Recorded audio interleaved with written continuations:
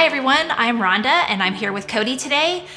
Cody, one of the biggest questions, one of the most common questions that we get asked often in the Working Genius workshops and so forth is, what do you do with a gap on your team? Right. Yeah. This is actually one of my favorite things. After a whole team has taken the Working Genius, visually depicting people's working geniuses and frustrations on a picture of those 6 circles actually helps teams understand, like, oh man, we have a gap in this area, or we were really low in tenacity or discernment. And oftentimes it is confirmed by some past projects that they've done, or they kind of intuitively knew, oh man, there was a missing piece here. Mm-hmm. So the first step is just getting the team visually represented on the map.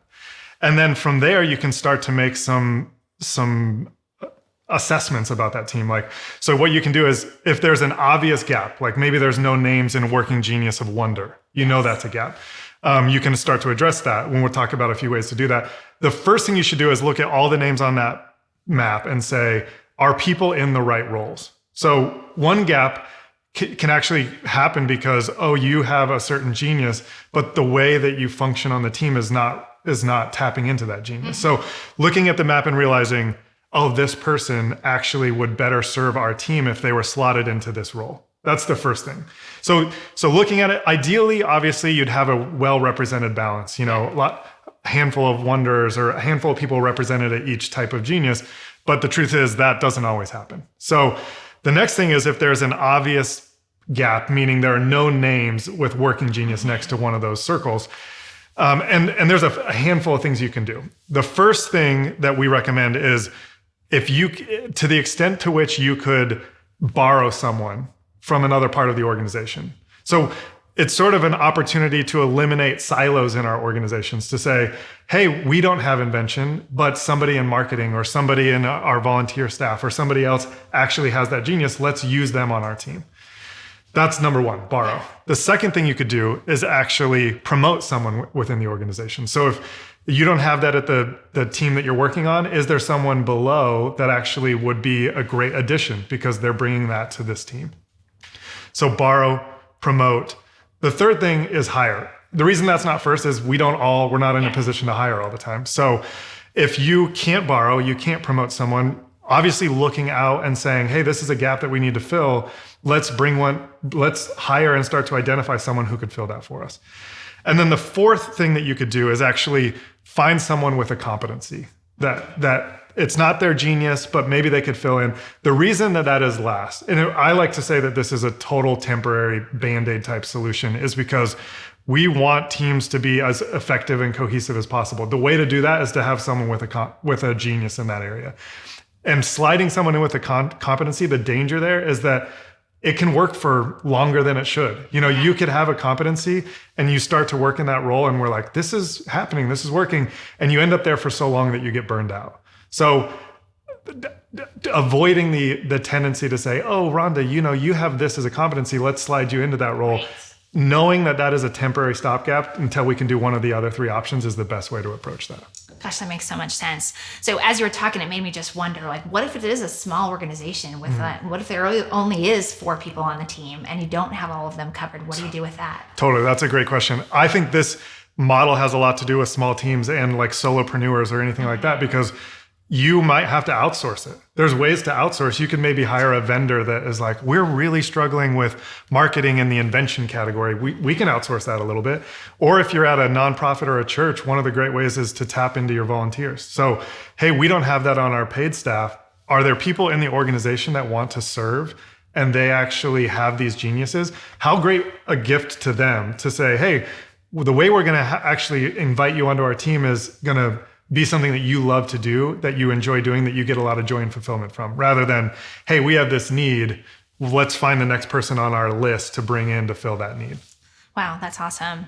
I'm also even just wondering, like, what do you do with this, somebody shows up, they're like a perfect person to hire, and yet they have the wrong, your gap is say in wonder, but they've got tenacity. What do you do with that? Like the first who, then what? Yeah, it's a great question, because when you're hiring, the number one thing you should be looking for in an interview is cultural fit. Like, yes. They need to be a culturally aligned person to bring into your organization.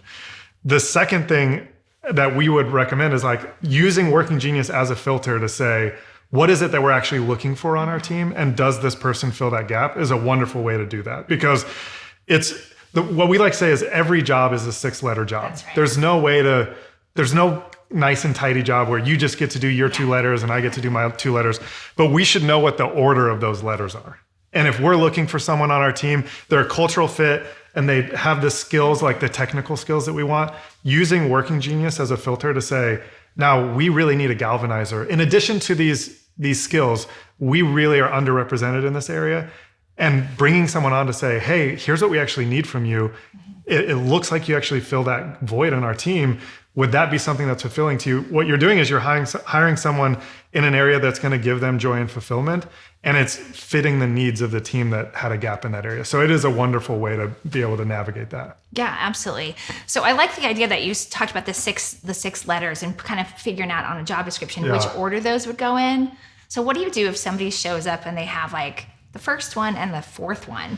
Yeah, this is where it is a little messy, and it should be. It's not neat and tidy. It's knowing what you absolutely need is probably a great thing. Like if we're hiring for an executive assistant or an admin or somebody that needs to push project through, I would say, hey, look, if that person doesn't have tenacity, then that's going to be harder for you. You can go into it eyes wide open and realize, hey, that might be a struggle for them.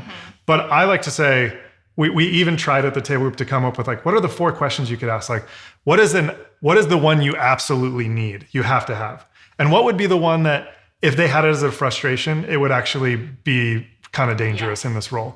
If you got even those 2 right, that's a pretty good indication that they're going to slide onto the team and really be able to perform and do the things that you need them to do. So can you talk a little bit about the competency area just a little bit more? If somebody can do it, and what if it's a close third, and like, it's in the competency category, but it could be potentially a genius, or it's right there neck and neck with number 2. Totally. And the competency, it's wonderful for people to know their genius. And it's great and pretty obvious when they know their frustration. When they see that list of 2 items, they're like, I don't like doing that. I don't like doing that. The competency is really interesting because that is the middle 2 categories that you can do relatively well. Like you might even get some level of joy out of doing it for a short amount of time. But when you're in a role that is required of you for any significant amount of time, you can actually get stuck there. It works for your team. You kind of can do it, but over time you actually get burned out. You're working outside of your area of genius. And so it's not about when we say the word competency, it's not about capability. You can do those things. Yeah. It's about fulfillment, joy, and energy. And so it's sort of a misleading thing to say, oh, you're relatively good at that, let's slide you in there. The question you should be asking is, does that bring you fulfillment and joy and energy? And the answer for competencies is not in the long term. And so I shouldn't really put a ton of emphasis on doing that in an extended amount of time. Yeah, that makes sense. Well, thanks for your time today, Cody. Are there any last words that you would want to say around this? Our excitement around Working Genius, that really what it is about, for us, it's about dignity of the human person. It's like we are all created to need one another, that I know one person has all 6 letters. And so it's this thing where we discover where we slide into teams. We discover what brings us the most joy and energy. We get to celebrate ways that other people are wired to bring their God-given gifts to work. And so it's about elevating all of the geniuses, celebrating them, and allowing people more joy, fulfillment, and dignity at the end of the day.